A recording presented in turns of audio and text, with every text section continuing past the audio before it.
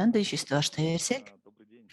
Саламатсыздарбы, урматтуу достор, кесиптештер. Биз бир катар тренингтерди өткөрүп атабыз. Ошол Кыргыз Республикасын PISA 2025ке катышуу үчүн даярдоо боюнча тренингтерди өткөрүп атабыз. Биз ушундай 12 вебинар тренингтерди өткөрмөкчүбүз. Өткөндө да силер катышып көрдүңөр. Бүгүн дагы мен сиздерге 1,5 саатка уланган лекция окумакчымын.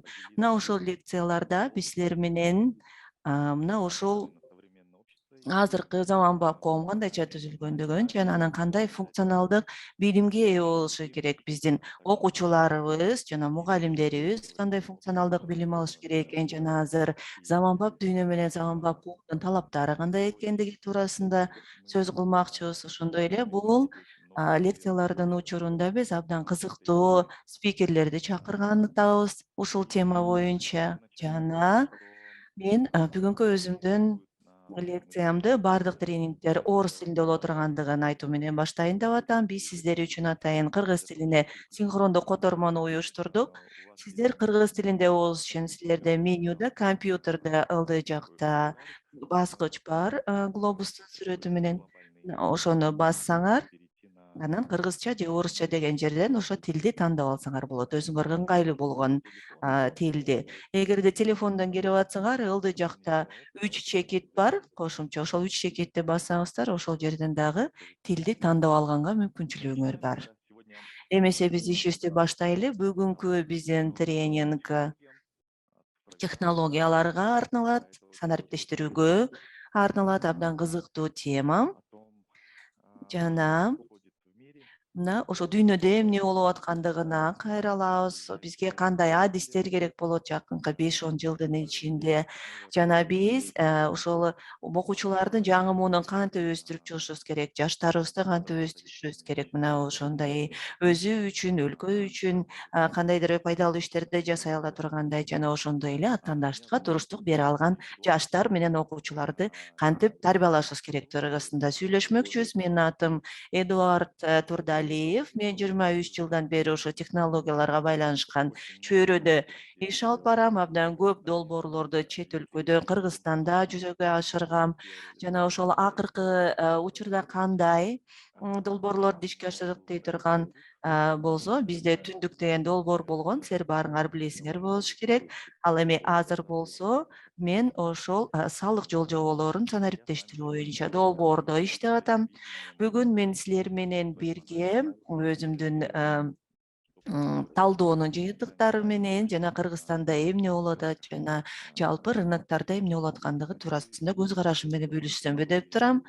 Жана бүгүн силер менен бөлүшө турган ушу маалыматым жана билимим силерге ушу коммуникацияны туура жолго салып, өзүңөрдүн окуучуларыңар менен баарлашканга жардам берет, алардын кесип тандап алышына жардам берет деп ойлойм. Мен өзүмдүн тажрыйбамдан айтсам, мен политехти бүтүп атканда 5-курста окуп аткан мезгилде кандай иштен иштеп баштайм, ошону билчү эмесмин жана ушул жаатында кеңеше турган адамым да жок болчу. Ошондуктан мына ушул жасап аткан ишибиздин пайдасы мына ушунда деп турам. Эмесе биз азыр дүйнөдө кандай тенденциялар болуп аткандыгы туурасында сөз кылсам, анын ичинде ошол коомдун өнүгүшү, өлкөлөрдүн өнүгүшү технология менен кандайча байланышы бар. Бул дүйнөдө баардыгы белгилүү бир эрежелерге ылайык илгерилейт да, жана аларды толкундар деп дагы атап коет. Эгерде мындай карай турган болсок, биринчи технологиялык ушул бүктөм же технологиялык ыкма бул 18-кылымдан башындагы бул автоматташтырууга байланышкан.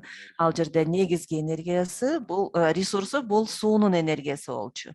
Бул жерде бир кызыктуу жагдай бар эле да. Мына ошол использовать для того, чтобы суунун энергиясын ошол мезгилде аскери объектилерди, курулмаларды курганга пайдаланган же корабльдерди, кемелерди курганга пайдаланган. Башкача айтканда, ошол мезгилде бул ресурс жаңы жер өздөштүрүлүп аткан мезгил болчу. Голландия, Англия, Испания болчу. Жана ошол мезгилде өнүгүүдөгү башкы тармактардын бири бул өнөр жайды өнүктүрүү болчу. Анан өндүрүш орун алды ошол жерден дагы да. Эсиңиздерде болсо, Японияда ошол мезгилде мына ушундай чоң Toyota сыяктуу гиганттардын жаралып аткан мезгили болчу да. Алар ошол мезгилде өздөрүнүн баягы ийгиликтүү жолун ошол жанагы текстиль өнөр жайынан баштаган. Ал эми 18-кылымдын биринчи жарымында экинчи ушундай технологиялык өзгөрүүлөр боло баштады. Алардын көбүнчүсү буу менен көмүрдүн энергиясы колдонула башталган. Ал бизде темир жолдор түзүлө баштаган. Баягы Америкада тартылган көп фильмдерди көрүп атасыңар. Жана ал жерде кара металлургия менен транспортты өнүктүрүү башталган. Өзүңөр билгендей, ал жерде ошо бууга негизделген станоктор иштей баштаган. Мына ушул мезгилде эң бир жанагы өтө зор өзгөрүүлөр боло баштаган десек болот. Анткени ошол мезгилде жөнөкөй кол менен аткарыла турган эмгектен көбүнчө баягы көбүрөөк автоматташтырылган эмгекке өтүү мезгили болчу да. Анан жанагы оор, түйшүктүү болгон кол менен жасала турган жумуштардын көбү автоматташтырылган. 18-кылымдын аягы менен 19-кылымдын башталышында электр энергиясы жаралган. Жана ошол электр энергия жаралгандан кийин башкы өнүккөн тармактар булар технологиялык өнөр жайлар, алар ошол электр энергиясына негизделген кыймылдаткычтар жарала баштаган. Андан кийин ошол экономика ошол замат өзүнүн өсүшүн баштаган. Жаңы телеграф, радио байланыш сыяктуу мүмкүнчүлүктөр жарала баштаган. Мына ушул мезгилде ошол адамдардын баардыгынын жашоосунун деңгээли жогорулай баштаган да, жашоосунун сапаты жогорулай баштаган. 20-кылымда болсо 4-үнчү технологиялык мүмкүнчүлүктөр жаралган. Ал жанагы углеводороддун жаралышы менен байланышкан. Өзүңөр билгендей, алгачкы мунайды Бакуда табылган. Ал жерде Альфред Нобель дагы жашаган. Ошол мезгилде эмне үчүн ушул шаарды кара шаар деп койгон? Анткени ал мезгилде ал жерден мунайды табуу өтө оңой болгон да. Ошол мезгилде жанагы ички күйүүчү кыймылдаткычтар иштен күйүүчү кыймылдаткычтар пайда болгон. Алар баягы өндүрүштө чыгарыла баштаган. Жана ушул мезгилде ушул мезгилде жаңы күчтүү оюнчу өлкөлөр жаралган. Мисалы, Сауд Аравиясы, Бириккен Араб Эмираттары жаралган. Анткени алар ушул углеводороддордун энергиясы аркылуу ушул дүйнөлүк аренада өзлөрүнүн ордун ээлей баштаган. Андан кийин ошол 20-кылымдын акыркы этабы бул 5-чи технологиялык мүмкүнчүлүктөр, бул атом энергетикасынын өнүгүшү, бул микроэлектроника, маалыматтык технологиялар, жана программалоо, телекоммуникациялар жаралган. Жана бул доор болсо, ушул 5-чи доор көбүнчө маалыматтык технологияларга байланышкан жана микроэлектроникага байланышкан десек болот. Жана бул учурда жаңы гиганттар пайда болду. Түштүк Корея сыяктуу, Тайвань, Гонконг жана башка өлкөлөр сыяктуу зор күчтүү гиганттар жарала баштаган. Жана алар ошол жаңы технологиялык ушул мүмкүнчүлүктө өздөрүнүн ордун ээлеп калышты. Ал эми азыр 6-чы технологиялык доор келе жатат. Баарыбыз азыр ушул 5-чи технологиялык доордон 6-чыга өткөн мезгилде турабыз. Муну түшүнүү абдан маанилүү болуп саналат. Анткени жакынкы мезгилде боло турган нерселердин баардыгы башка мыйзамдар боюнча иштей турган болот. Айталы, ал жерде микроэлектроника, маалыматтык технология, санариптештирүү маселелери бир аз артка чегинип, азыр жаңы доор келе жатат. Ал жаңы билимди, жаңы мүмкүнчүлүктөрдү талап кылат жана жаңы компетенцияларды талап кылган доор келе жатат. Бул мезгил жөнөкөйлөтүп айтканда ошо адамдын өзүн изилдөөгө нано биотехнологиялар, бул гендик инженерия жана жасалма интеллект, Бул ошондой эле социалдык жана башка түйүндөр же тармактар жана азыр ошол дүйнөдө мына ошол айталы ошол өлкөлөр мына жакынкы 20-30 жылда кайсы өлкө кайсы орунду ээлеп кандай ийгиликтерге жете алат деген маселенин үстүндө күрөш жүрүп атат да. Ошондуктан бүгүн биз силер менен 5-6 технологиялык доор туурасында сөз кылмакчымын. Жана алар биздин окуучуларыбызга кандай таасирин тийгизет жана ошол жана өнүгүү маселелери менен алектенген адамдарга кандайча таасир тийгизе тургандыгы жөнүндө сөз кылайын деп турам.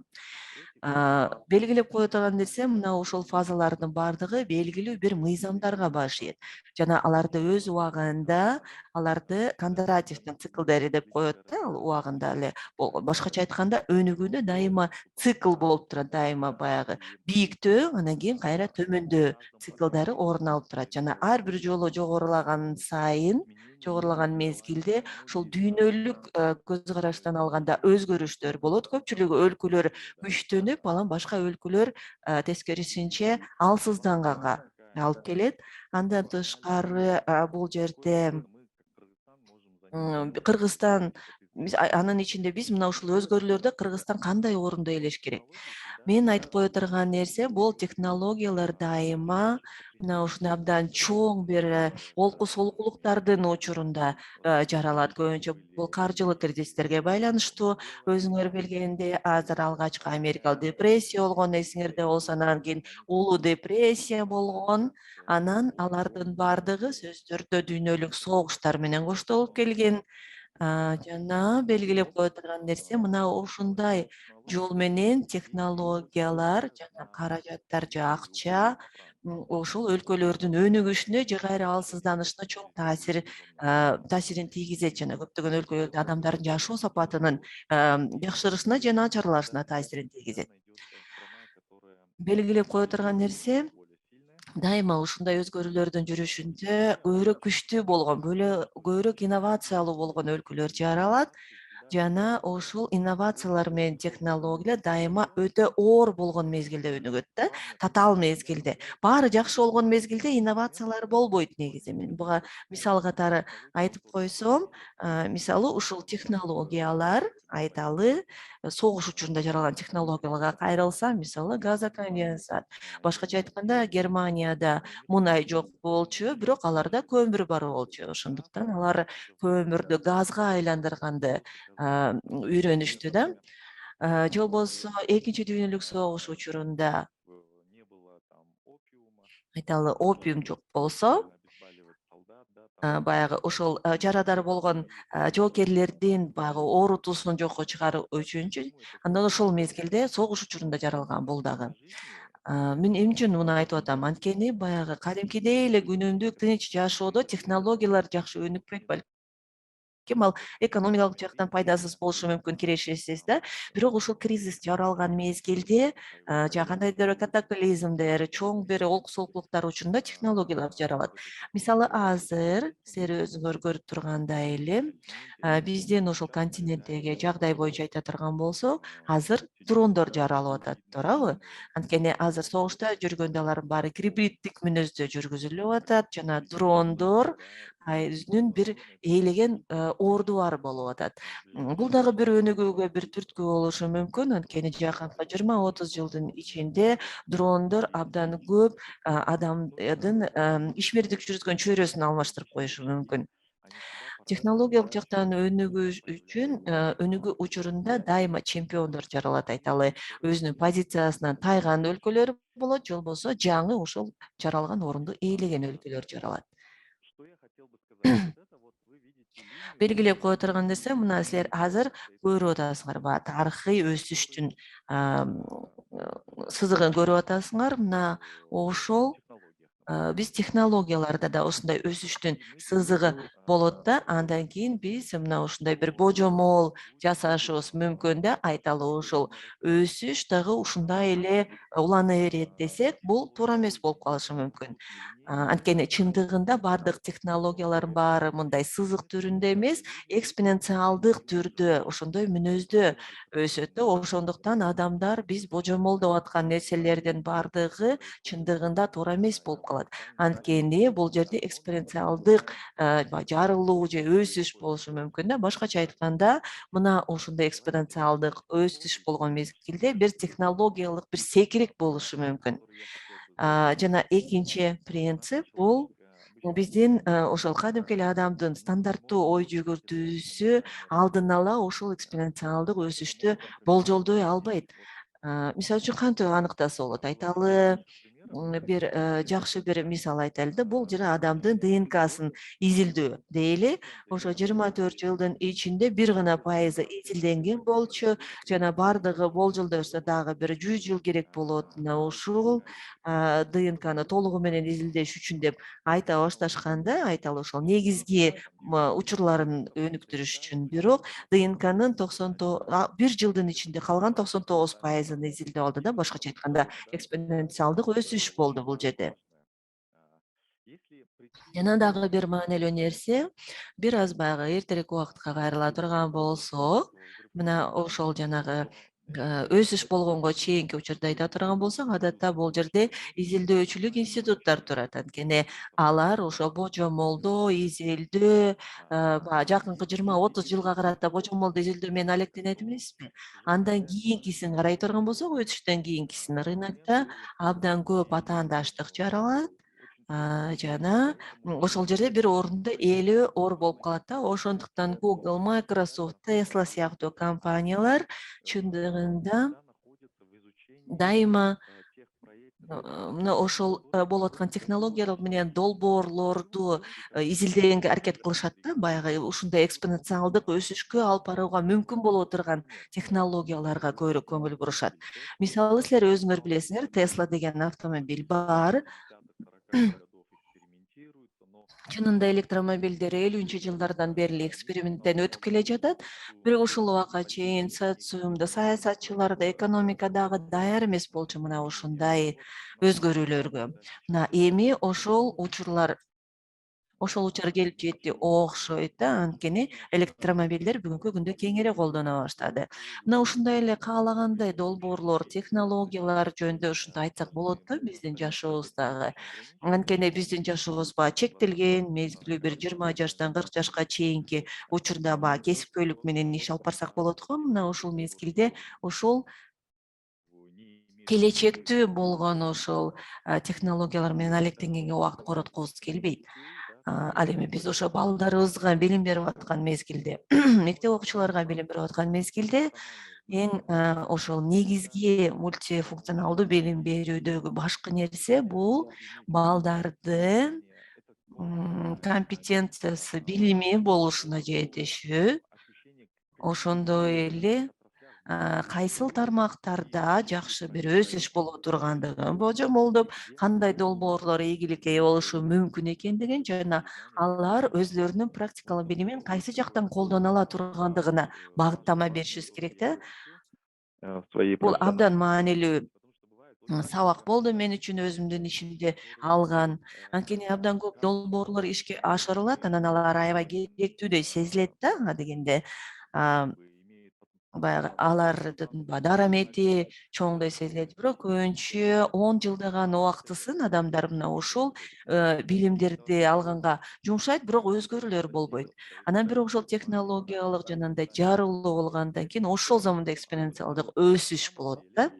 Чындыгында мына ошол бир мисал келтирип койсом, бул жерде Нургүл, мен кечирим сурап коеюн, менин экраным көрүнүп атабы? Да, Мени слышно жакшы хорошо, угулуп видно. атабы? Ооба, жакшы угулуп атат, жакшы көрүнүп атат. Эң сонун мына карап көрсөңөр, мына ушул жерде инновациялар кандайча жүргүзүлөт. Биз баарыбыз билгендей эле, мына ошондой баягы секириктердин ар кандай түрлөрү бар да. Жана силер өзүңөр экранда көрүп тургандай, ал кандайча өнүгүп аткандыгын көрүп атасыздар. Ошол 80 жылдын ичиндеги 80 жылдын ичинде мына ушул секириктердин түрлөрү өзгөрдү да. Аларды негизинен баягы батыштык деп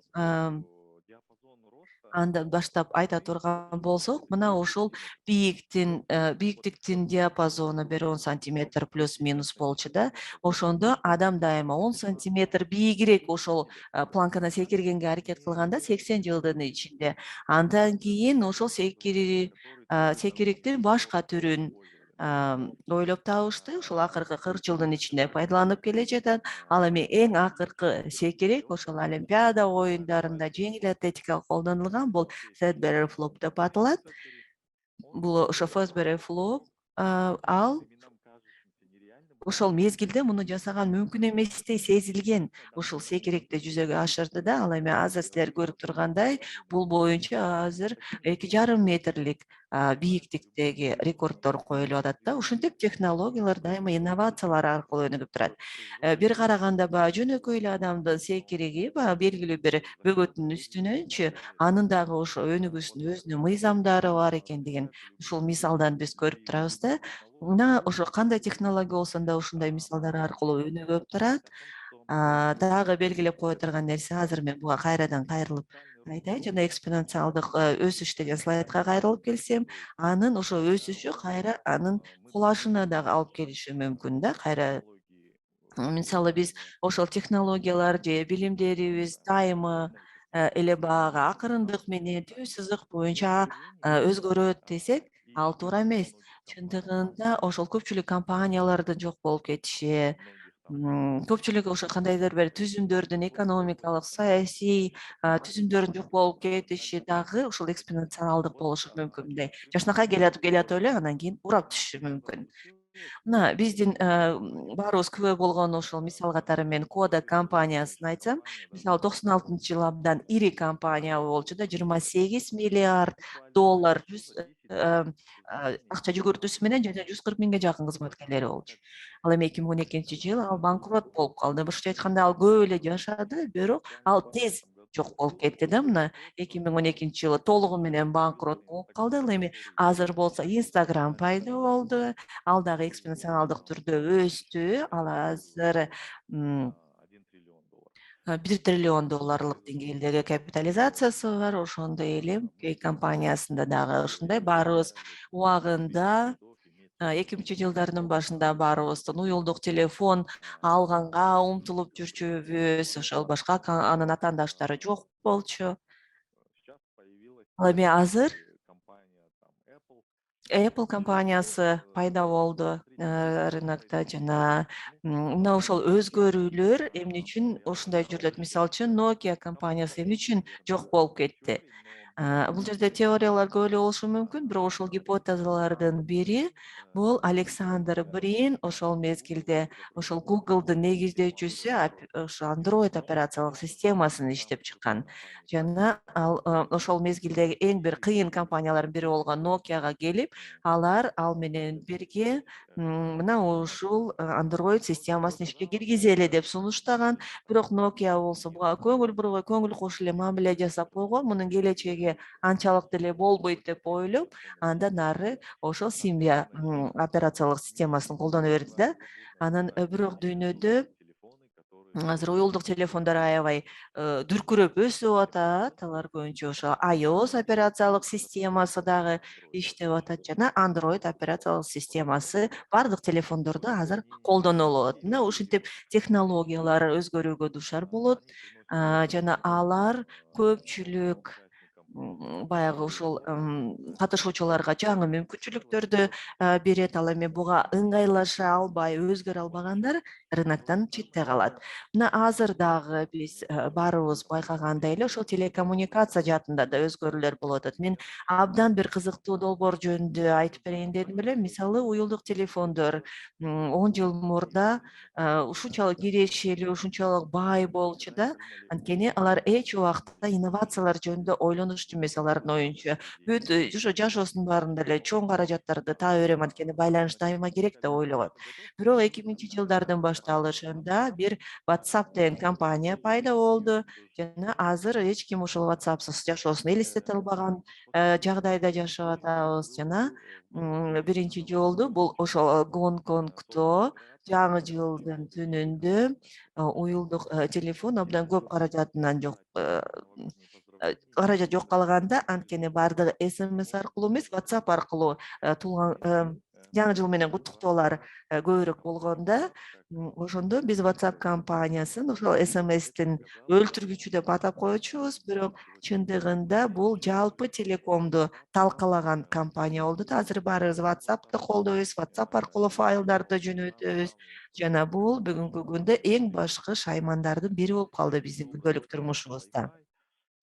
Ошондой эле Wi-Fi дагы жаралды, жаңы технологиялар жана азыр эмне болуп атат? Азыр SpaceX деген компания пайда болду. Баарыңар бул жөнүндө уксаңар керек. Илон Маскты баарыңар билсеңер керек. Анан ал мына ошондой ракеталарды чыгарып, жеке ракеталарды учуруп эксперимент жасады да көп эле. Мындай бир кызыктуу учур бар да, 50 жыл мурда мисалы космоска ракеталарды же адамдарды учуруу үчүн атайын бир нече өлкөлөрдөн катышуусу керек болгон да. Мына эсиңерде болсо, эл аралык Мир станциясы космоско учургандан кийин ушул убакка чейин көпчүлүк өнүккөн өлкөлөрдөн космонавттар барып аны тазалоодон өткөрүп турушат.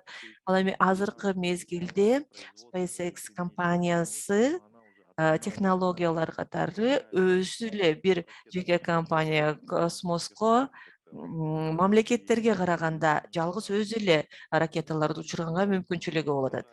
Алар өздөрүнүн Startup ракетасын платформага отургузганга мүмкүнчүлүгү бар. Алар учуп барат, кайра учуп келет. Ошентип алар бүгүнкү күндө менин билишимче космоста 800 же 1200гө жакын спутниги жүрөт азыр. Жана жакынкы 3 жылдын ичинде алар мына ушул көрсөткүчтү 20 000ге чейин көтөрөлү деген ниети бар да. Силер жаңылыкты уктуңар болуш керек акыркы мезгилде. 2023-жылы SpaceX интернет байланыш Кыргызстанда пайда болушу мүмкүн деген божомолдор айтылып атат. Мына ушундай тобокелдиктер мүмкүн дегенде, ой бир 10, балким андан ашык жылдан кийин болот деп атышкан. Бирок бул көрсө көбүрөөк эртерээк эле, тезирээк боло турган болуп атат.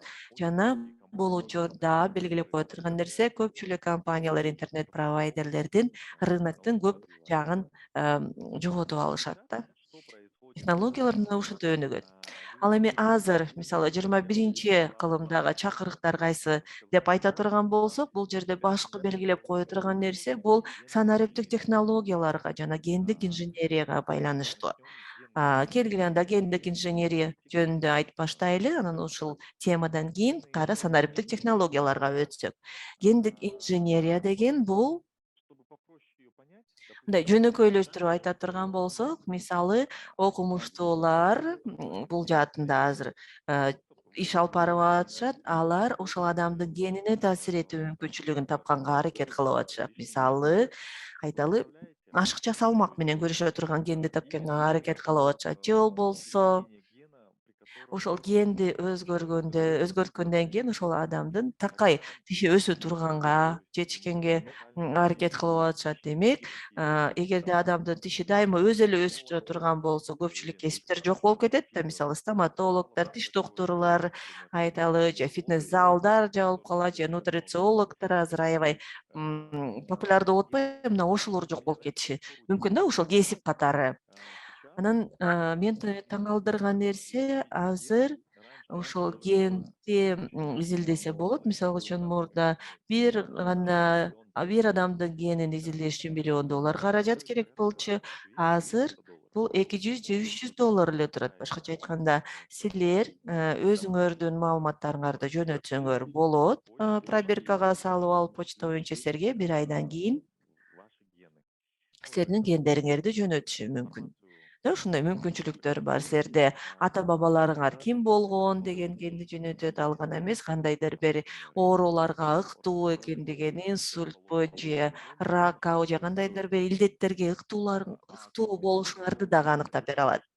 Андан тышкары мени таң калтырган нерсе, азыр эко да бар. Мисалы үчүн 10 жыл мурда эко $50.000 турчу, азыр эко болгону жаңылышпасам бир $1000 $3000 чейин эле турат. Жана азыр ал эми ошо баланын жынысын дагы белгилүү бир аныкталган түрдө кандай жыныста болушун каалай турганын дагы азыр буйрутма берсе болот да. Анан ошентип ошо баланын төрөлүшүнө жана жаңы өмүрдү жаратууга таасир этип, анын жынысы кандай болуш экенин дагы аныктай аласың десе, бул албетте таң калыштуу болмок да. Эртең балким биз өздөрүбүзгө мындай каалагандай балдарды жаратып алабызбы? Мисалы, ал боорукер болсун же күчтүү болсун деп, же болбосо ар кандай ушундай сапаттарга ээ болгон балдарды өзүбүзгө буйрутма бере алганга мүмкүнчүлүгүбүз болуп калышы мүмкүн да. Анткени азыр гендик инженерия аябай жакшы өсүп атат. Аябай жакшы өнүгүп атат. Анан менин баалоом боюнча бул жакынкы 30 жылдын ичинде эң сонун мүмкүнчүлүктөр жана изилдөөлөр, секириктер дал ушул адамга байланышкан маселелерде болот деп ойлойм да. Мына азыр силер өзүңөр байкагандай эле буга чейин мынча психологдор жок болчу дүйнөдө, ушуга чейин ушунча көп коучтар жок болчу буга чейин адамдын өнүгүүсүнө басым жасаган. Жана мына биз азыр адам жөнүндө көбүрөөк маалымат алып, анын психологиясы жөнүндө көбүрөөк маалымат алганга жараша жаңы адистиктер жаралып атат жана жаңы жумушчу орундар жаралып атат. Мына бул азыр гендик инженерияда болуп аткан жагдайлар. Көп нерсеге бул секирик жасаганга өбөлгө төзөт, бирок ошол эле жерде көпчүлүк адамдардын мүмкүнчүлүктөрүн чектеп коет. Мисалы, бизнес жаатында чектеп коюшу ыктымал. Бул гендик инженерия жөнүндө айтылган нерсе.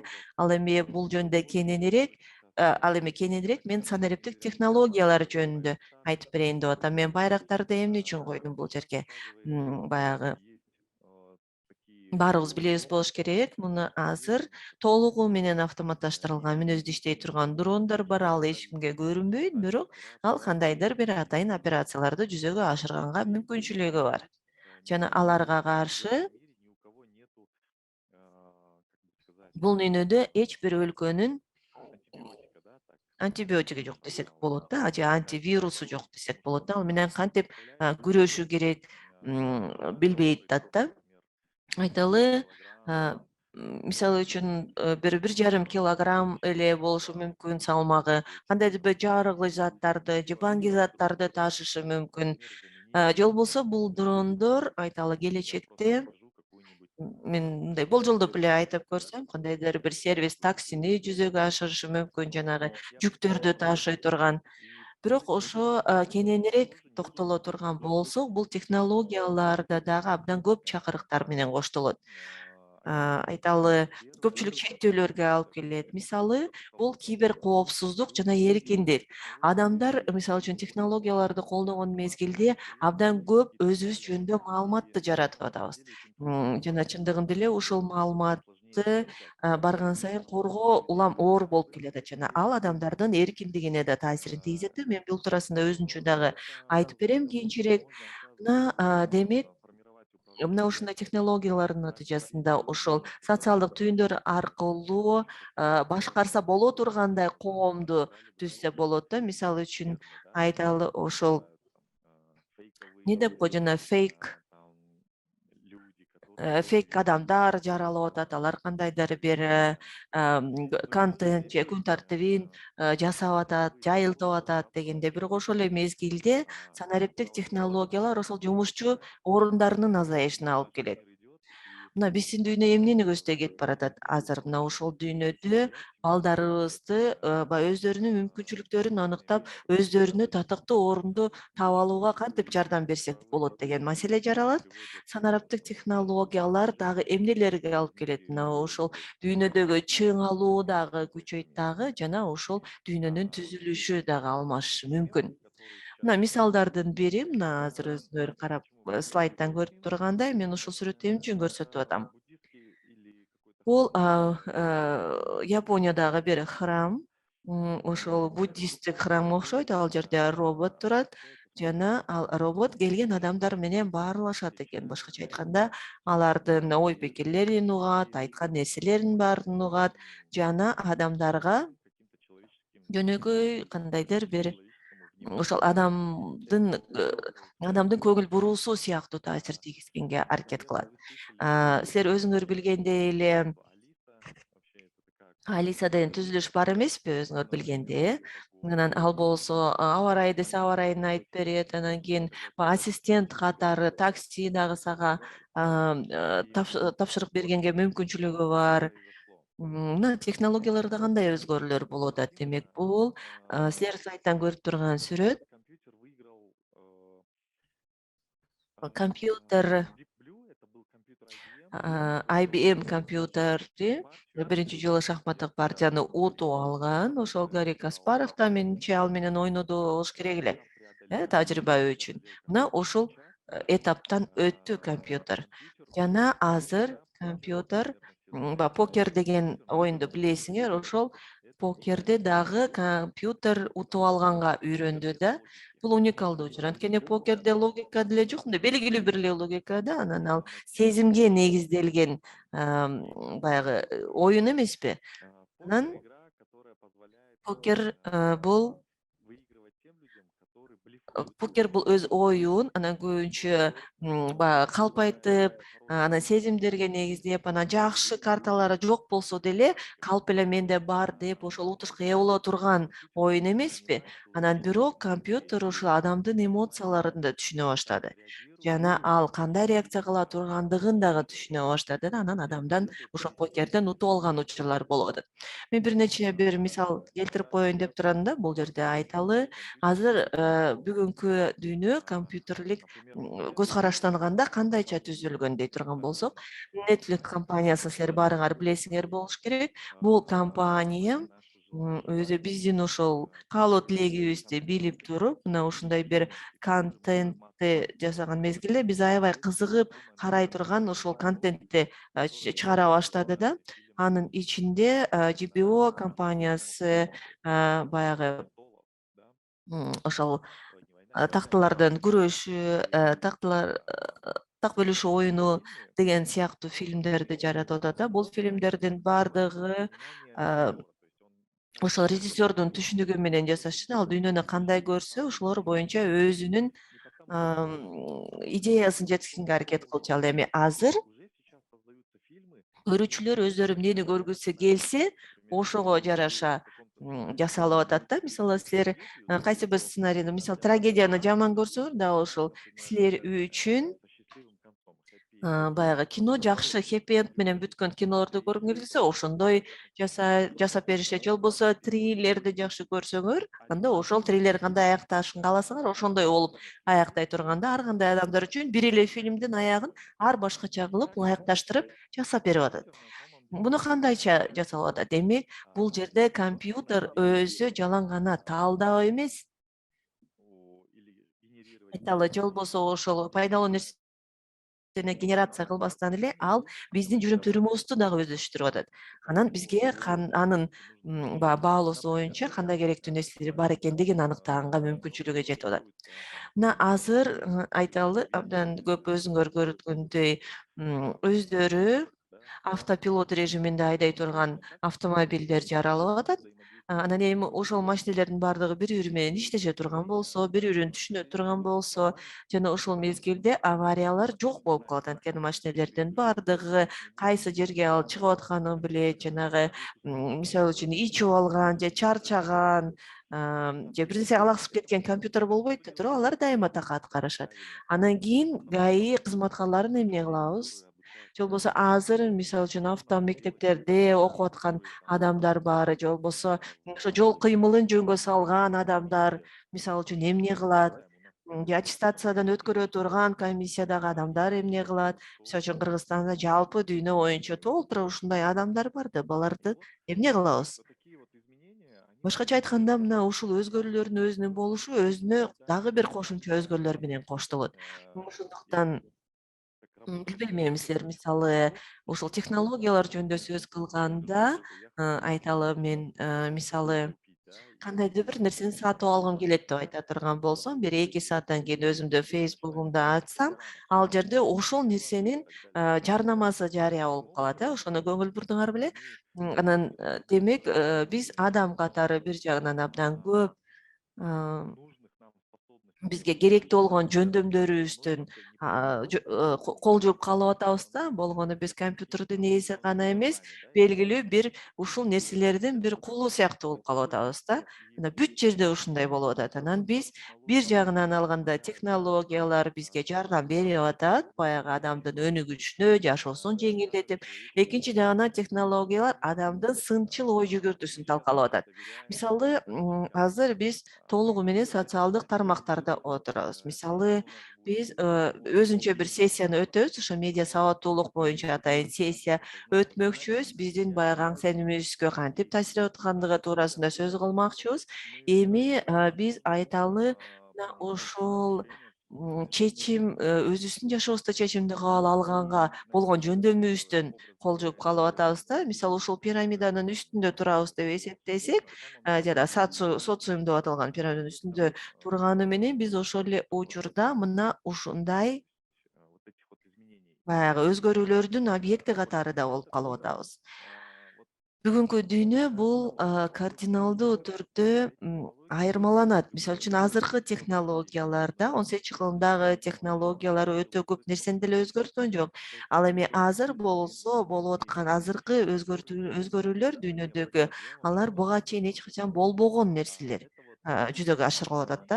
Мисалы, статистикага кайрыла турган болсок, бул жерде 1 мүнөттө интернетте эмне болуп аткан нерселерди көрүп атабыз. Башкача айтканда, биз 1 мүнөттүн ичинде 28 000 адам көрүп атканды көрүп атабыз. Бир эле учурда кайсы бир материалдарды. Же болбосо биз Инстаграмда 500 000 стористер чыгарылып турат. Жана 1 мүнөттүн ичинде 70 000 кабар келиши мүмкүн. Айталы,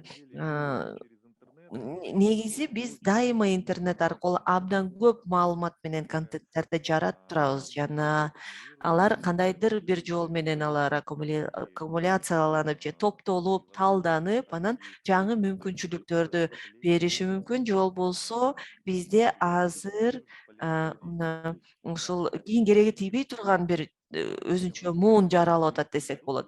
Мисал катары айтсак,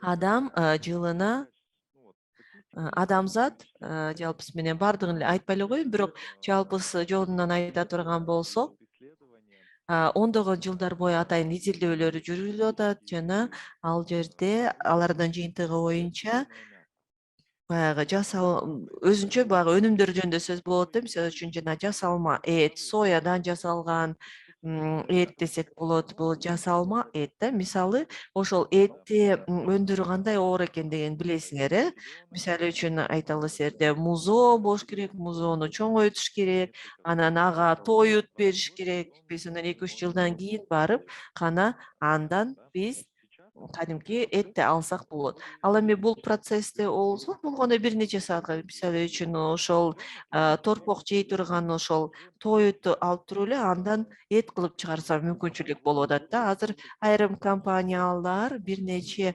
тонна жасалма этти айына чыгарып атышат. Азыр ошого чейин мүмкүнчүлүктөрү болуп калды да. Анан кийин бир убакыт мезгил келгенде бир ушундай бир жанагындай жарылуу болуп, анан балким биз айталы толтура мына азыр ушундай бир этти чыгарыш үчүн толтура нерсени жасашыбыз деле келбей калышы мүмкүн. Мисалы, Кыргызстан айыл чарбалык өлкө дейбиз да. Эгерде ушул окуя жүзөгө аша турган болсо, биздин фермерлерибиз эмне кылат? Эгер дүйнөдө мына ошол кадимки этти колдонуудан эл баары баш тарта турган болсо, эмне болот? Анда биз мына ушул нерселер менен ушул айыл чарбабызды кантип өнүктүрөбүз деген чакырыктар жаралат да. Дагы белгилеп кое турган нерсе, мына баягы түз басып жүргөн бул адам, мисалы үчүн баягы мен логикамды түшүнүш үчүн баягы көрсөтүп койгум келип атат да ошол стадияларынчы. Азыр адам Кудай деген түшүнүк бар. Аны убагында Юваль Харари дагы өзүнүн Homo Deus деген китебинде бул туурасында жазган жана ал жерде чындыгында адам өзү жаңы өмүр жаратканга үйрөндү, анан жердин орбитасынан тышкары жакка чыкты, бирок ошол эле учурда ал жөнөкөй нерселерди өздөштүрө албайт. Өзүнүн каалоо тилектери, жашоосун, ким болом, эмнени билишим керек деген маселелерден өзү баягы адашып аткан адам деп жазган да. Мына бул туурасында Татьяна Черниговская айткан, баягы адашкан адам жөнүндөчү. Анткени баягы оюн бир жерге топтой албай турган адам тууралуу да. Анткени маалымат өтө көп болгондуктан ошол адам кайсысын бир караарын билбей, эки жакка алакдоо болуп, анан кандай иш жасаарын билбей адашкан адамга окшошуп отурат дейт да. Анан азыр силер кандайдыр бир YouTube же Википедияга киргенде, ал жерден окугандан кийин биз ага ишене баштайбыз. Ал эми чындыгында биз эмне үчүн ушул лекцияны окуп атабыз? Чындыгында факт деген түшүнүк бар, гипотеза деген түшүнүк бар, ошондой эле болжомолдоо деген түшүнүк бар. Жана мына ошондой көп функционалдуу бийлимге ээ болуп, анан кандай тема болсо да аны жакшы өздөштүрүш үчүн, ар ким бизди адаштырып жибербеш үчүн, жана биз туура, сапаттуу чечим кабыл алганга жөндөмдүү болуш үчүн, анын ичинде жумушубузда, жашообузда ушундай чечим кабыл алыш үчүн биз абдан ушундай бир сынчыл ой пикирге жана бир көндүмдөрдүн комплексине ээ болушубуз керек, ошо иллюзияда жашабаш үчүн. Эсиңиздерде болсо, ушул технологиялар көп нерсеге алып келиши мүмкүн деп айттым жана. Мисалы, алардын жаралышы менен бизде жаңы адистиктер пайда болушу мүмкүн, бирок ошол эле учурда көпчүлүк адистиктер жок болуп кетиши мүмкүн. Чындыгында бул жерде жагдай бир топ татаал десек болот, анткени жакынча 20-30 жылдын ичинде бир ушундай жагдай жаралышы мүмкүн. Анда адамдын жаңы түрү пайда болушу мүмкүн. Башка айтканда, керексиз адам пайда болушу мүмкүн. Мен азыр жана мурдагы сүрөткө келели. Мисалы элестетип көрсөңөр өзүңөр, мына бул жерде силерде өзүңөрдүн бир виртуалдык досуңар болушу мүмкүн. Ал менен болгон нерсенин баарын бөлүшсөңөр болот, сүйлөшсөңөр болот жана ал 100% ага ишене турган болгон учур жаралса, муну элестетип көрсөңөр, анда силерге кесиптештериңердин да кереги жок болуп калат. Мисалы, өзгөчө айтишниктерди байкасаңар, алар өзү жалгыз эле отуруп программаларды иштей берет, аларга кесиптештердин деле кереги жок жана алардын мындай социалдык аралашуусу, коомго аралашуусу, бир жамааттарга аралашуусу өтө аз да. Ошол адамдар баягы жалгыздыкка көрүп берилген адам сыяктуу да. Мисалы, адамдар азыр айталы өзүн жүзөгө ашырыш үчүн мурда аларга ири корпорациялар, чоң жамааттар керек болчу. Ал эми азыр бир эле адам көп нерсени жасап койгонго мүмкүнчүлүгү бар.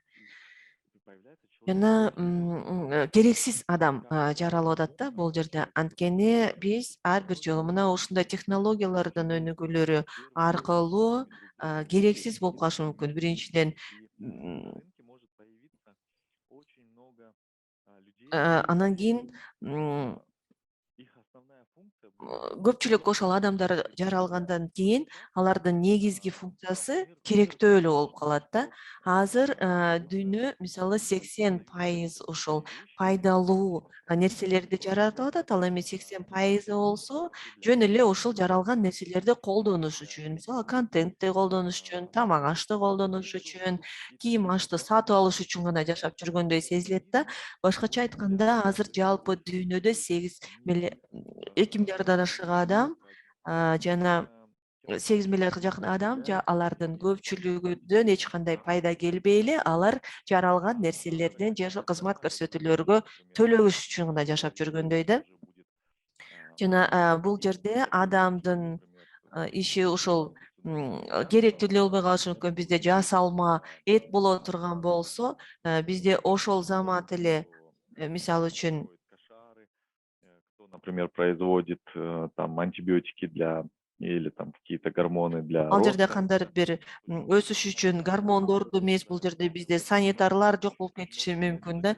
Бизде бул жерде мына ошол адамдар менен эмне кылыш керек деген суроо жаралышы мүмкүн. Жана ал жерде керексиз адам жаралып атат да, жалаң гана керектөө менен гана алектенген адам.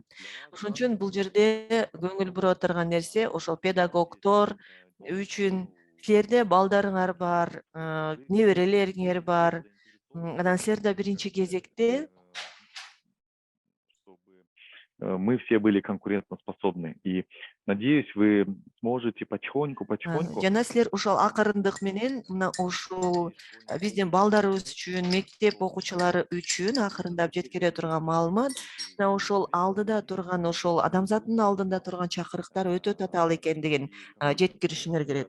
например, Атаандаштык өсүп атат. Мисалы үчүн мен мектепти бүтүрүп аткан мезгилде мен айталы мисалы Улан деген бир бала менен Нарындан же Таластан, Индира менен атаандаш болчумун да, жана биздин атаандаштыгыбыз ошол Кыргызстандын ичинде болчу. Ал эми азыр атаандаштыкка туруштук берүү үчүн сен айталы ошол АКШга барып АКШда төрөлүп, Японияда иштеген же болбосо айталы 20 жылдан бери Лондондо жашап, Гарвардда окуган адам менен атаандаш болуш мүмкүн да. Ошондуктан биздин азыркы муунга жардам бериш үчүн биринчи кезекте алар керектүү болуш үчүн жана атаандаштыкка туруштук бериш үчүн аларга кандай билим беришибиз керек? Ушул жөнүндө сөз кылып атабыз. Конкреттүү түрдө айта турган болсок, бул жерде мына ушундай технологиялык өзгөрүүлөрдөн улам бизде жогорку окуу жайлары белгилүү бир опурталдуу абалда турат да. Бул графикте карасаңар, бул жерде ошол А дегенде айтып кое турган нерсе, бул сурамжылоо айтишниктердин арасында жүргүзүлгөн да. Алар баягы иштеп 2-5 миң долларлык айлык алып аткан айтишниктердин арасында жүргүзүлгөн. Жана белгилеп кое турган нерсе, мына ошол суроолорго жооп берген респонденттер жаштар 18 жаштан бир что они 18 говорят? жаштан 25 жашка чейинкилер. Алар эмне деп атат? До сих пор не закончили. Алардын 60%-на көбүрөгү университетти бүттүргөн эмес. Ар кандай себептер менен, бирок алар иштеп атат жана орточо алганда айына 2 миң 5 миң долларга чейинки каражат таап алышат да. Биринчиси, Совмещать работу. алар айталы окуу менен ишти экөөнү айкалыштыра албай калышы мүмкүн деген сөз. Анткени алар акча таап атат, анан кийин алар баягы сабактарга жакшы жетише албай калышы мүмкүн. Жана ошондой эле ошол кесибине көп кызыкпай калышы дагы мүмкүн да. Акыркы мезгилде жогорку окуу жайлары аябай жакшы акча тапканды үйрөнүштү. Мен буга кубанып атам. Анткени ал жерде контракттын негизинде окууга тапшыргандардын саны бюджеттегилер караганда көбүрөөк болуп атат. Жана контракттык суммалар албетте Кыргызстан үчүн жакшы эле. Мисалы 30 миң сомдон 100 миң сомго чейин. Менин билишимче, жана университеттер жакшы киреше ала баштады. Бирок бул жагдай көпкө чейин уланбайт го деп ойлойм. Анткени азыр университеттер бардыгы эмес, бирок айрым университеттер бүгүнкү күндө абдан керектүү билим жана көндүмдөрдү бере албай калды. Ошондуктан студенттер азыр аң сезимдүү түрдө эле практикалык мүмкүнчүлүктөрдү көбүрөөк колдонуп атат да. Мисалы азыр жеке мектептер көп болуп атат, курстар көп болуп атат, анан ал жерге барып окуп алып эле көбүрөөк акча тапканга мүмкүнчүлүгү болуп атат. Эгерде университеттер кайра өзүнүн ишмердигин форматташтырбаса, биз абдан көп сандагы студенттердин саны азаят. Ошо бакалавриатта окуп аткандардынчы баягы бар эмеспи, фундаменталдык, анан кийинки өздөштүрө турган көндүмдөр бар эмеспи, мына ошолорго байланыштуу. Бул графикка көңүл бурсаңар, мисалы бул жерде респонденттердин көпчүлүгү программалоону үйрөнүп аткан мезгилде биз ал жерден баягы өзүбүздү өзүбүз үйрөттүк деп атат да. Мисалы YouTube'дан, мисалы менин карындашым университетти бүтүп аткан мезгилде Google'га чоң рахмат жана Википедияга чоң рахмат айткым келет дейт. Мен ошо университетти бүткөнүм үчүн деп айтты. Анткени азыр чындыгында эле абдан чоң бир мүмкүнчүлүктөрдү жана билимдерди берип аткан платформалар көп болуп атат да. Булар онлайн курстар жана өзүңөр карап көрсөңөр 3-чү орунда Ельцин атындагы КРСУ, андан кийин Разаков атындагы КГТУ, андан кийин IT Академиянын курстары, андан кийин АУЦА кетип атат.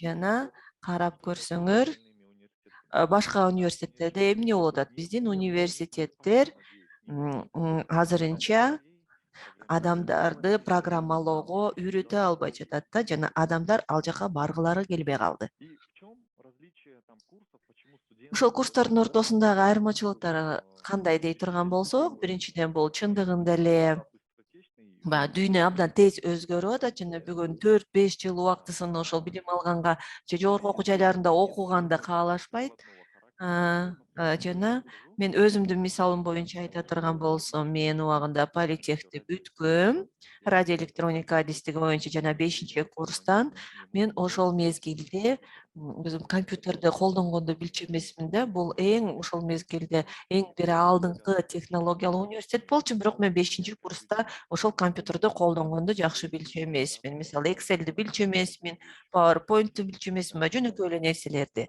и сейчас у Ал эми студентов, азыр болсо, работающих молодых людей, студенттерде жаштарыбызда по знаниям, те, которые не билимге дорастают болгон до них, талаптар и сейчас көп да. разные специальности есть Мисалы азыр кандай компьютерный адистиктер бар инженер. дейли. Азыр И мен биринчи бул жакта айтып вот өтөйүн. вас я думаю, Орточо айлык акы жөнүндө дагы сөз кылабыз. большое Анан кайсыл различие адистер мына ушул инновациялык бөлүктө жок болуп кетиши соответственно, мүмкүн жөнүндө да сөз кылабыз. Эң башкысы, бул жерде инфраструктура инфраструктура дагы жок болуп атат да, ошол даярдоо хотел жаатында. построить Башкача серьезную айтканда, бул жерде жөнөкөйлөтүп айткан нерсе, но сейчас нынешнее образование не только азыркы мезгилде техническое, ошол Кыргызстанда эмес, жалпы дүйнөдөгү билим берүүнүн өзү монополия болгону ошол мына ушул нерсеге мамлекеттик талап жана монополия болгон үчүн гана жүрөт да. Мисалы үчүн, силер ишке орношо албайсың эгерде сен мектепти бүтпөсөң деген бар, же болбосо орто билими жөнүндө аттестатың жок болсо деп айтылат, же болбосо сен дагы кандайдыр бир ишке орношо албайсың эгер депутат боло албайсың, эгерде сен жогорку билимиң жок болсо деген сыяктуу чектөөлөр болгон үчүн деп ойлойбуз да. Бирок ошол жакынкы жылдары ушул монополия жок боло турган болсо, мисалы азыр дагы своей работе, то, что я мен вижу өзүмдүн жумушум боюнча караганда, азыр дипломго деле эч ким көп карабайт, дипломго эч ким кызыкпайт, өзгөчө бааларына деле эч ким кызыкпайт. Бул жөн эле бир фон катары гана кызмат кылып атат да. Анан сен дипломуң барбы? Жакшы экен, анда ага карабайсың деле. Анткени чындыгында дипломдор жана мына ушунун баардыгы көптөн бери эле баягы бүгүнкү күндө бизнестин муктаждыктарын чагылдыра албайт. Жана эң башкысы бул ошол жанагы теориядан сабак берген мугалимдер. Ушул тема боюнча мен өзүнчө сөз кылайын дедим эле.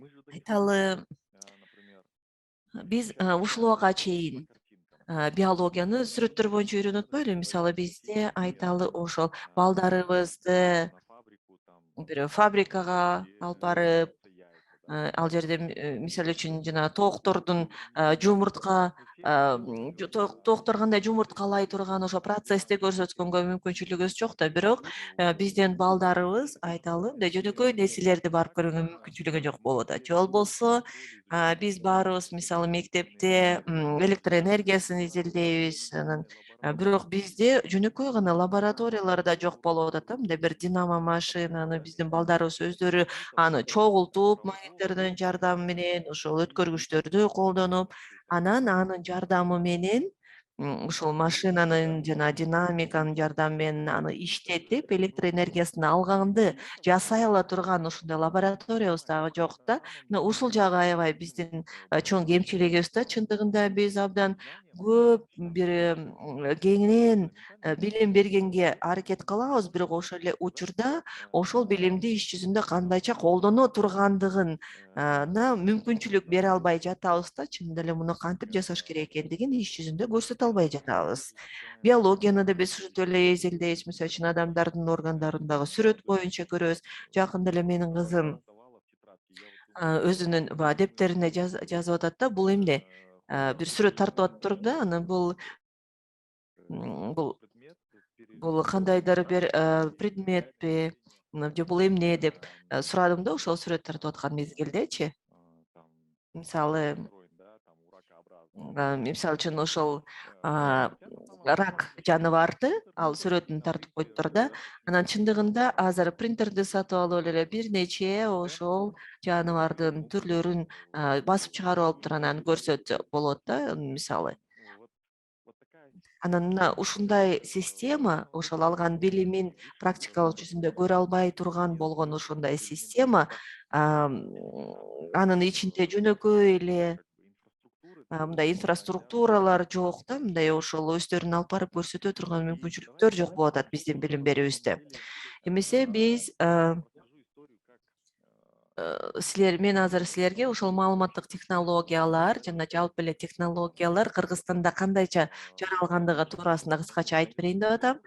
90-жылдардын аягында жана 2000-жылдардын башында пайда болгон адистикте ошол айтишник деп ошол компьютерди кошуп анан принтерди коюп берген же болбосо бир кагазды басып чыгарган адамдарды айтишник деп эсептешти, же болбосо вурдда кандайдыр бир текстти жазган адамдарды биз айтишник деп эсептечүбүз да. Алар абдан жакшы каражат таба алышчу, бирок кийинчерээк алардын кесип катары жок болгон. Мисалы үчүн азыр юрист эле, башка бир адам деле бардыгы компьютерди колдонгонду билет да.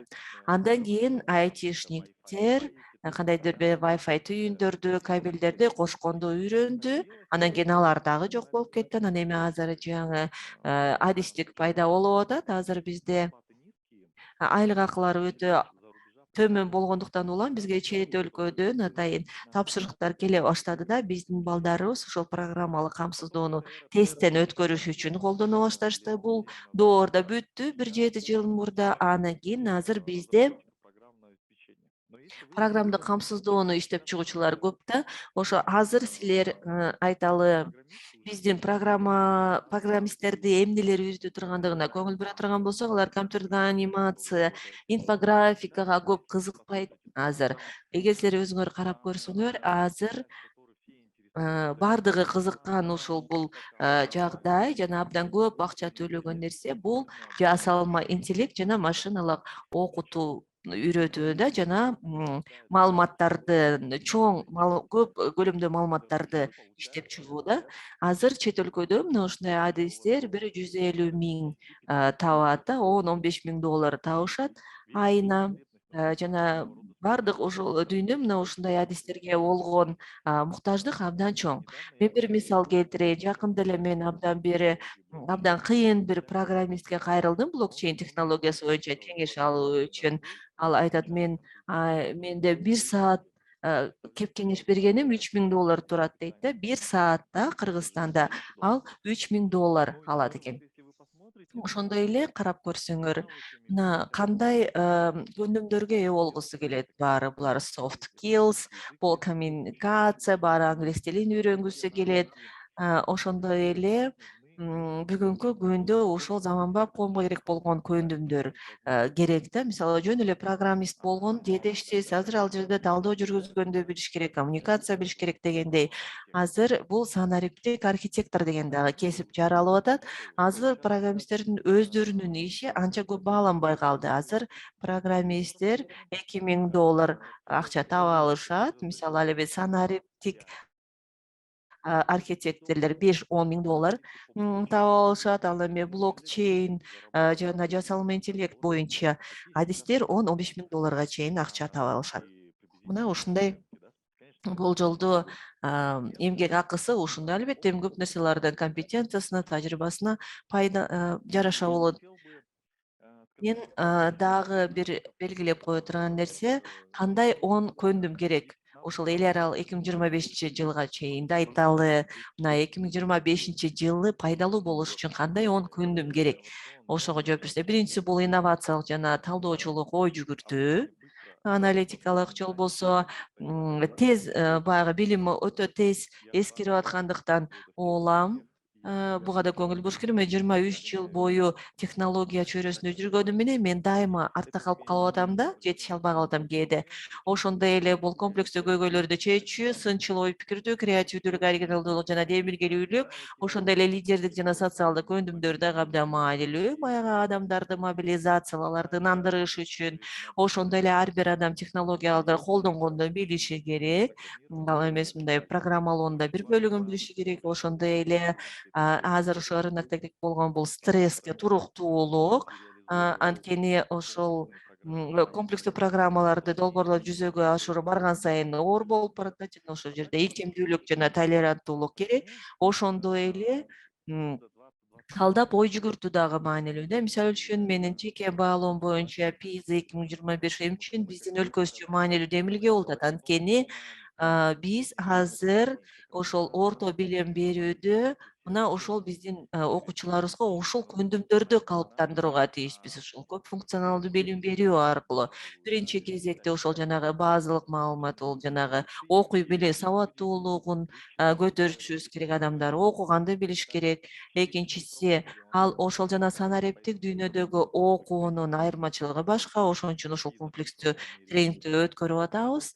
Анан ошол жана окуй билүү сабаттуулугунан кийин биздеги дагы маанилүү нерсе бул маалыматты өздөштүрүү, кайсы жерде манипуляция болуп атат, каякта факт, каерде гипотеза экендигин билүү жана эмнеге ишениш керек экендигин билишибиз керек. Анткени азыр маалыматтардын баардыгы алар анык деген критерий менен эмес, бул маалыматтардын көпчүлүгү өзүнүн каалоо тилеги боюнча да. Мисалы, эгерде сен жер, айталы ошол жанагы таш баканын үстүндө турат, анан ал болсо тиги пилдердин үстүндө турат деп ишене турган болсоңор, анда компьютер да силерге каршы турбай эле силерге ушуга байланышкан маалыматтарды силерге жөнөтө берет. Анан аларды окуган сайын силер чындыгында эле ушундай турабы деп андан да көбүрөөк ишене башташыңар мүмкүн да.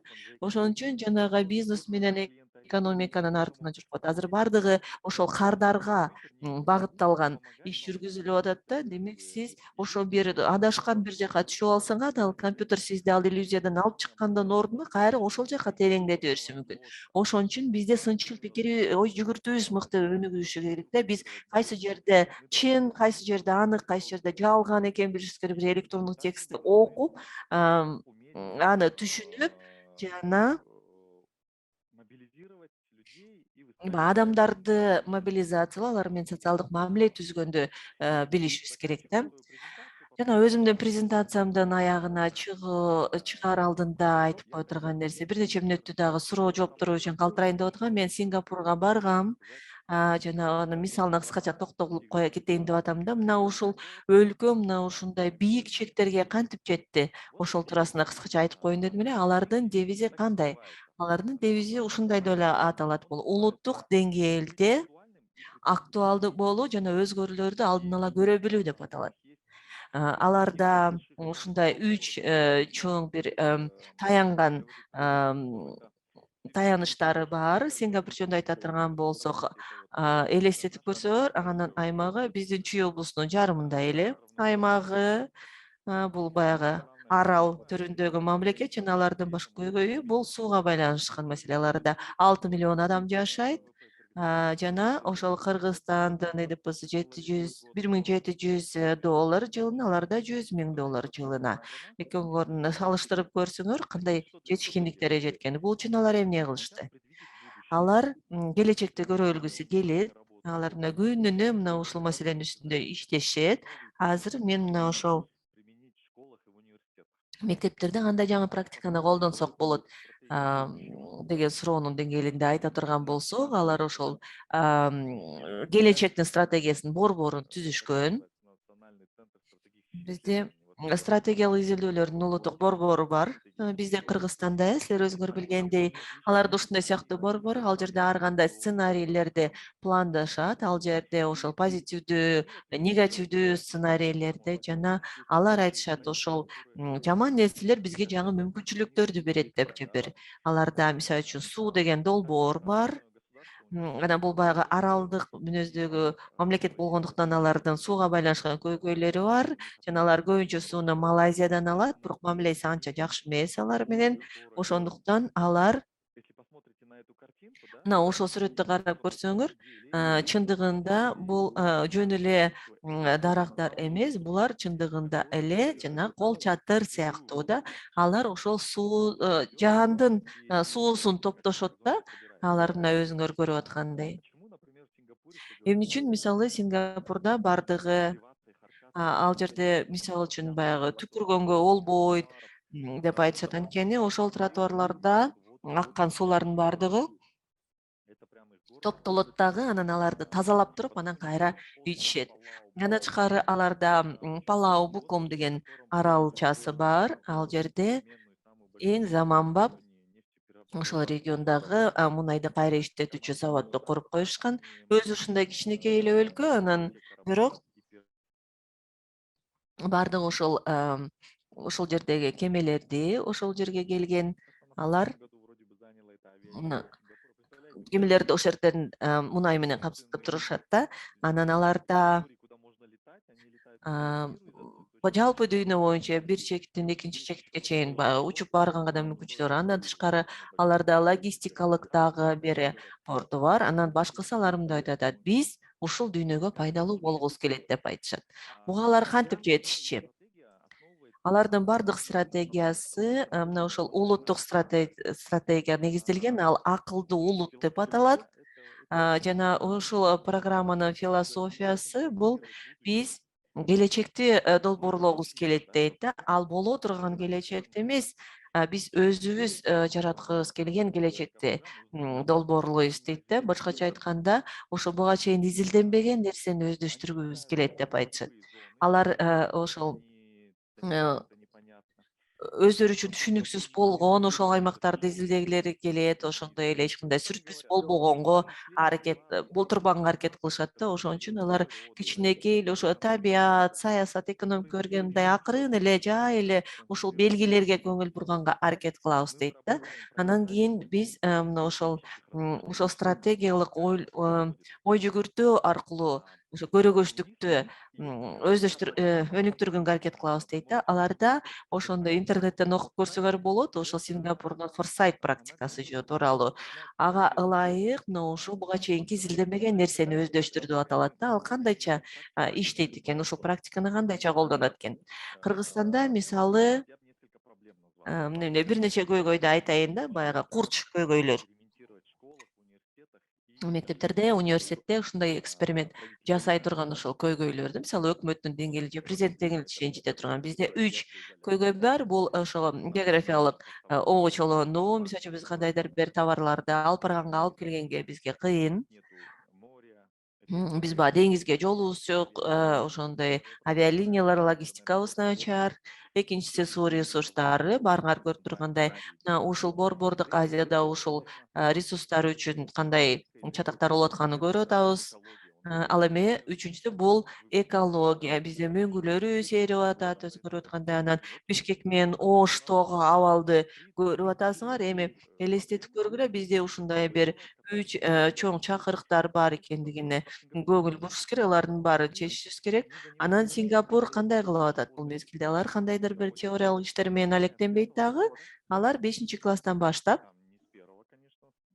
биринчиден эмес, мисалы 5-класстан баштап, урматтуу балдар, бизде ушундай көйгөйлөр бар.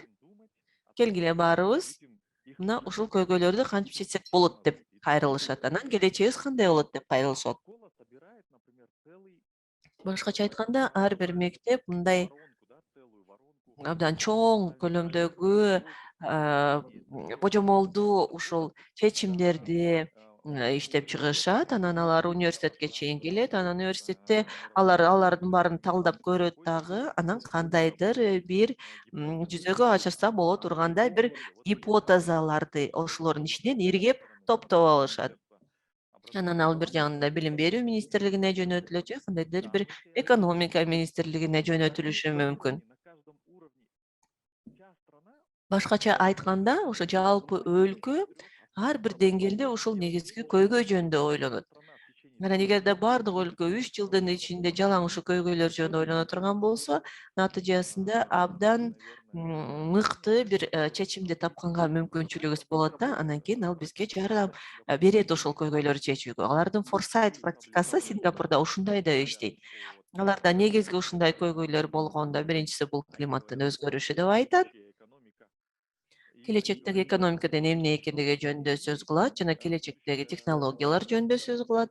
Андан кийин ушу Сингапурдун коому кандай болушу керек деген темалардын үстүндө такай ойлонушат, практика жүзүндө көрүшөт, талкуулашат жана кандайдыр бир жаңы гипотезаларды жаратып турат, анан ошону жүзөгө ашыруу пландарын иштеп чыгат. Мектептен баштап, анан ошо мамлекеттик башкарууга чейин ушул Таким образом, они көйгөйдүн үстүндө иштешет. Ошентип анан алар ушул изилдөөлөрдүн жүргүзүп турушат. Бул алардын стратегиясынын символу. Бул 4 көздүү балык Түштүк Америкада жашайт жана бул ушул Сингапурдун ишинин же иш аракеттеринин көрүнүшү десек болот да, философиясы. Анткени анын эки көзү сууну дагы көрөт, сыртты дагы көрөт. Ошондо ал эки ченемде жашоо менен суунун үстүндөгү жана суунун астындагы тобокелдиктер менен мүмкүнчүлүктөрдү ажырата билет да. Мына ушул өзүмдүн презентациямдын аягына чыгып атып, бул жерде дагы бир жолу жыйынтык чыгарып кетсем баарыңыздар үчүн. Биринчиси, бул дүйнө ушунчалык комплекстүү же түрдөгү тез өнүгө турган дүйнөгө айлангандыктан бизге абдан компетенттүү, квалификациялуу жаш кадрлар керек. Анткени алар ушунун бардыгын бардыгы менен алар алектене турган болот. Андан тышкары ошо бардык кыйынчылыктарга жоопту да аларга издегенге туура келет. Андан тышкары ошол рынокто атаандаштыкка туруштук бериш үчүн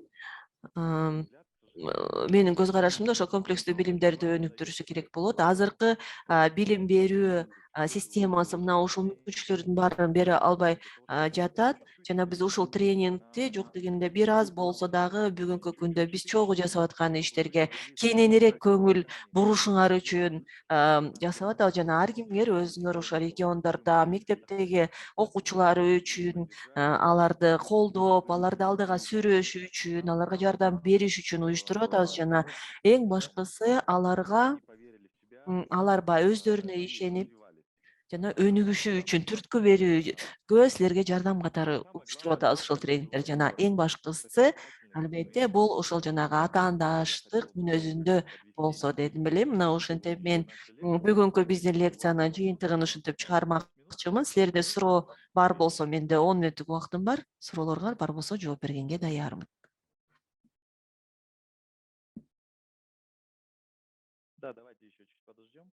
Келгенде дагы бир аз күтүп турайлы, балким бирөө чатка жазып атабы өзүнүн суроосун. 11 участников подняли руки, мы сейчас активируем. 11 катышуучу колун көтөрдү.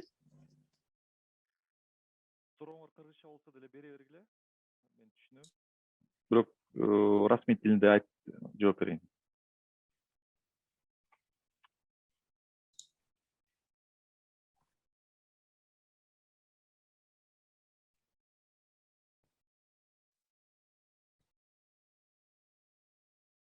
Да. Давайте. Я тоже вижу руки. Мен да кол көтөрүп аткандарды көрүп атам. Галина Эргешева, у вас микрофон активный. Галина Эргешева. Саламатсызбы? Аябай кызыктуу болду да жана силер көпчүлүк кесиптер жок болуп кетет деп айттыңар го келечекте. Педагогтун кесиби сиздин болжомоңуз боюнча калат деп ойлойсузбу?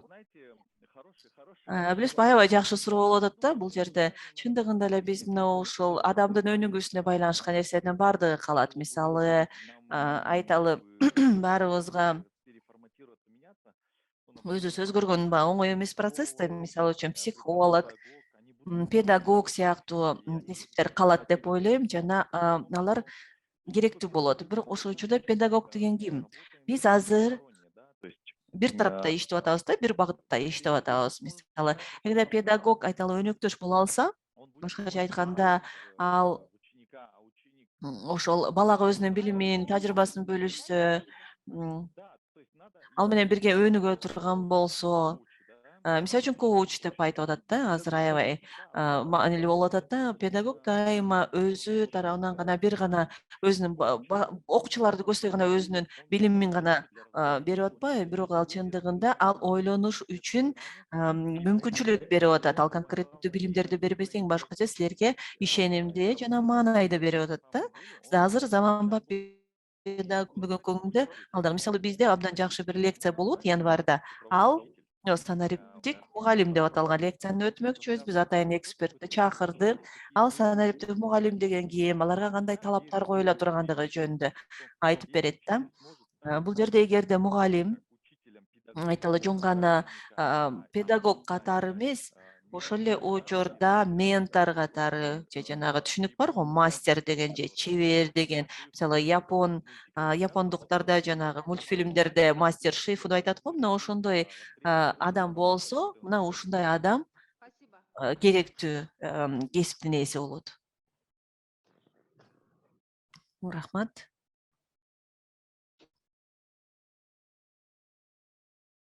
Нургуль, да, еще. Нургүл, Махидил, кимде суроо бар? Махидил агай, микрофонуңуз жандырылган.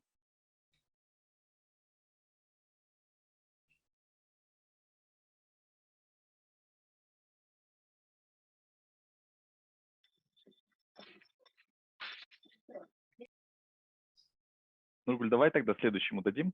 Кийинкиге берели. Ольга Александровна, Вакыт кетип у атат. вас активирован микрофон. Я не знаю, насколько вы меня слышите. Да, Ольга Слышите, Александровна, очень да, приятно. слышим. Биз угуп атасызбы? Жакшы, саламатсызбы?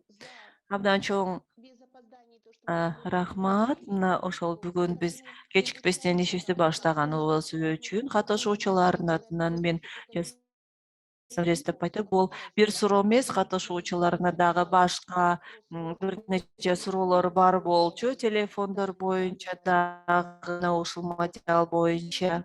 то, что по программе Жана программа жөнүндө айтылган нерсе, биз буйрук менен программаны бекиттик. Бул ошол билим берүү бөлүмдөрүнө дагы жөнөтүлөт жана уюштуруучулар катары силерге да жөнөтүлөт. Мына бул иш-чара графикке ылайык жана бекитилген программага ылайык февраль айында дагы өтмөкчү. Ушул үчүн эле бул абдан жакшы иш. Мына ошол биздин кызматкерлерибизге колдоо көрсөтүү үчүн, мугалимдер үчүн жакшы бир колдоо болуп калмакчы деп ойлойм. Мына өздөрүнүн биринчи кезекте функционалдык сабаттуулукту калыптандыруу үчүн ошондой эле мына ошол практиканы баардык ошол окуу усулдук кабинеттер жана педагогикалык кызматтар үчүн дагы жакшы жардам болмокчу. Мен ар бир жолу мына ушундай иш-чарага даярдануунун астында шилтемелерди баардык чаттарга жөнөтөм. Ошол убактылуу штабдан баштап ал жакта баардык билим берүү уюмдарынын жетекчилери отурган жерден баштап регионалдык координациялык кеңешке чейин жана жеке мектептерге чейин дагы алардын чаттарына салып атам. Ошон үчүн менимче бул туурасында маалымат баарына жетет болуш керек жана ошол темалардын абдан кызыктуу экендигин көрүп атабыз жана катышуучулар тарабынан дагы кызыгуунун болушу мына ушул биздин семинарларга көбүрөөк катышуучулар болушун шарттайт деген ойдомун. Рахмат. Давайте еще один вопрос. Суроого орун берели. Время подходит. Бизде убактыбыз келип калды. Лира Субекова, у вас активирован микрофон. Улкан Машарапова, у вас тоже активирован микрофон. Ищет. Махидил Кадралиева, у вас тоже активирован микрофон. Вообще не слышу. Лучше через этот я буду слушать.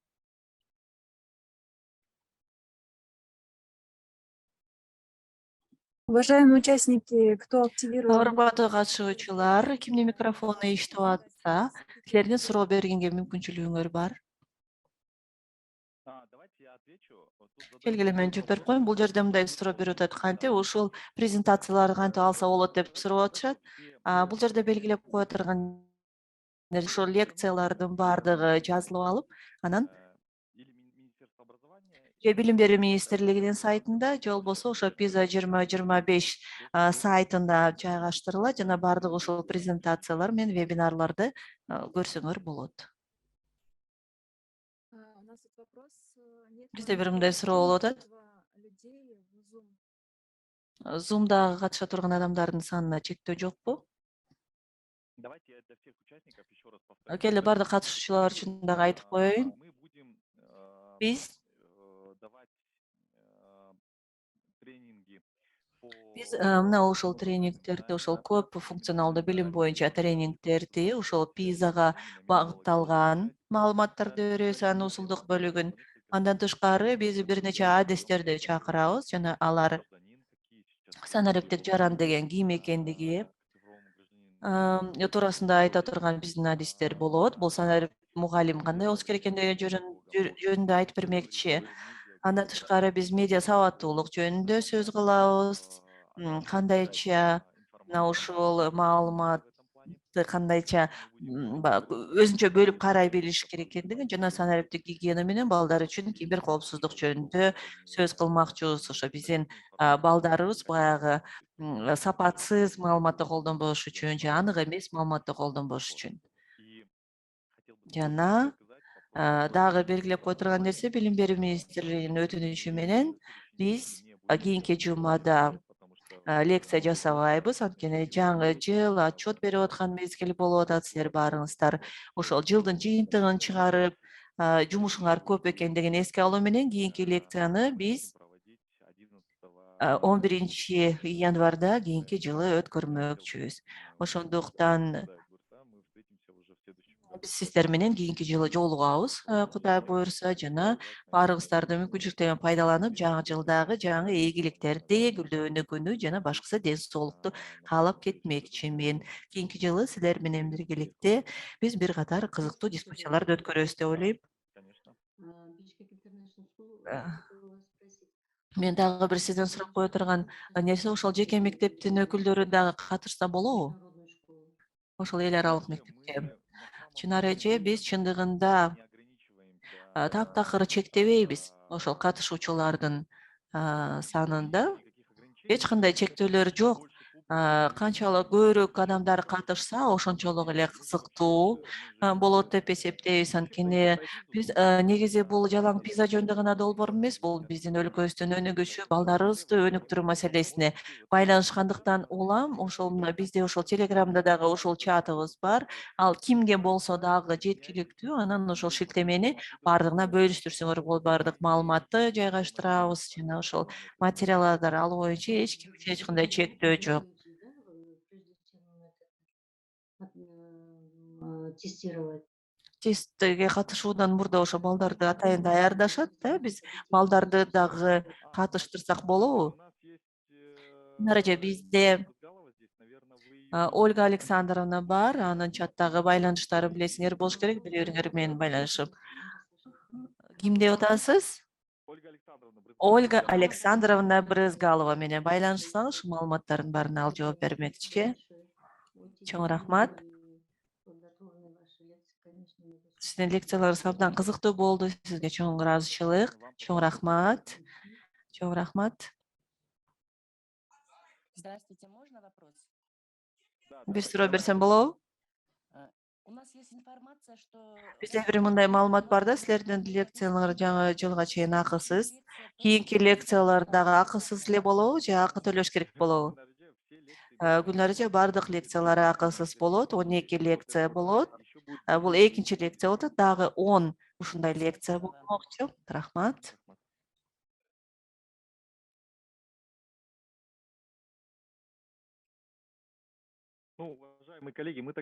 Урматтуу кесиптештер, мына убакыт келип жетти. Биз ишибизди аягына чыгаралы. Силердин дагы жумушуңар көп. Батышканыңыздардын баардыгыңыз карды качкандарга ачылып деп коеюн. Жакында көрүшөбүз жаңы жылда буйруса. Жакшы калыңыздар. Жакшы калыңыздар.